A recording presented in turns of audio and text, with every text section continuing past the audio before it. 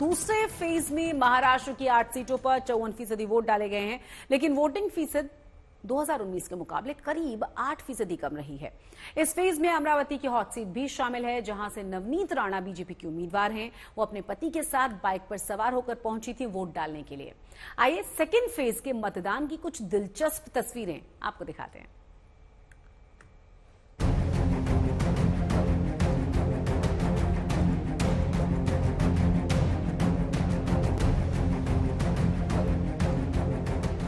दूसरे फेज की वोटिंग खत्म हो गई और महाराष्ट्र की 8 सीटों पर मतदाताओं ने 200 से ज्यादा उम्मीदवारों की किस्मत ईवीएम में बंद कर दी। मतदान शुरू हुआ तो वोटिंग बूथों पर लोगों की तादाद कम दिखी, लेकिन जैसे जैसे वक्त बीता कतार लंबी होती गई। सबसे पहले अमरावती चलते हैं। यहाँ से बीजेपी की स्टार उम्मीदवार नवनीत राणा मैदान में है।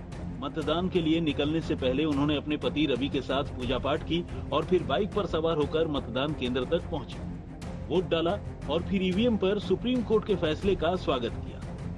देश का हर मतदार 150 करोड़ जनता जब मतदान करती है एक मशीन पे, तो उसका विश्वास वो मशीन पे पूरी तरीके से आज उस पे मोहर लगाते हुए सुप्रीम कोर्ट ने साफ शब्दों में कहा है, ईवीएम मशीन ही करेक्ट मशीन है जिसपे मतदान होता है और आज होगा।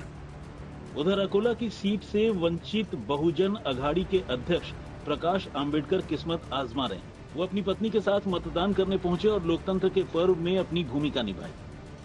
इस बीच मतदान शुरू होने के बाद नांदेड़ में प्रकाश आंबेडकर की पार्टी के उम्मीदवार अविनाश भोसीकर ने कलेक्टर के दफ्तर के बाहर धरना दे दिया। उन्होंने आरोप लगाया कि उनकी पार्टी के प्रतिनिधियों को मतदान बूथों पर एंट्री की इजाजत नहीं दी गई।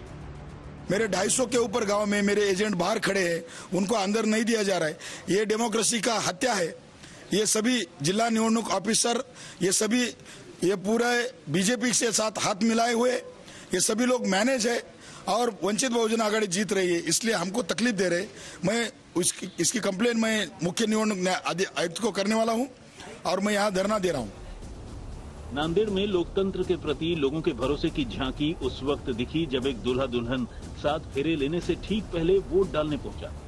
मेरी शादी पहले से तय थी, लेकिन मतदान की जो डेट है वो बाद में रिलीज हुई, तो इसीलिए हमने डिसाइड किया कि हम मतदान करेंगे और बाद में शादी करेंगे। श्योर शॉट मतलब एक मेमोरेबल डे है हमारे लिए और ये हमारी मेमोरी भी एक बन गई है कि वोटिंग के दिन ही हमारी शादी भी है और एक अच्छे से वोटिंग भी हुई है और फ्यूचर के लिए हमें इतनी ब्लेसिंग्स भी मिल रही है अभी।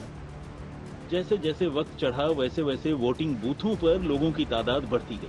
आम लोगों के साथ साथ नेताओं ने भी और उम्मीदवारों ने भी वोट डाले, लेकिन आंकड़े 2019 के मुकाबले इस बार मतदान में कमी की तस्वीर पेश करते हैं। बुल्ढाना में 2019 में 63.60% मतदान हुआ था, लेकिन इस बार 54.52% हुआ। 2019 में अकोला में 60.06% मतदान हुआ, इस बार 52.49%। अमरावती में 2019 में 60.76% मतदान हुआ था, इस बार 55.99%। 2019 में वर्धा में 61.53% वोटिंग हुई और इस बार आंकड़ा 56.66% पर रहा। यवतमाल वाशिम में 2019 में 61.31% और इस बार 55.91%। हिंगोली में 2019 में 66.84% वोटिंग हुई, लेकिन इस बार सिर्फ 52.03%। नांदेड़ में 2019 में 65.70% वोटिंग हुई, लेकिन इस बार सिर्फ 53.53%। परभणी में 63.12% वोटिंग हुई थी, वहीं इस बार आंकड़ा 53.79% पर रहा। 2019 में 8 सीटों पर ओवरऑल 62.81% मतदान हुआ था, वहीं इस बार 54.34% वोटिंग हुई। नांदेड़ से एक ईवीएम को तोड़ने की कोशिश की खबर आई। आरोप एक युवक पर लगा, पुलिस ने युवक को हिरासत में लिया और प्रशासन ने ईवीएम को बदल दिया।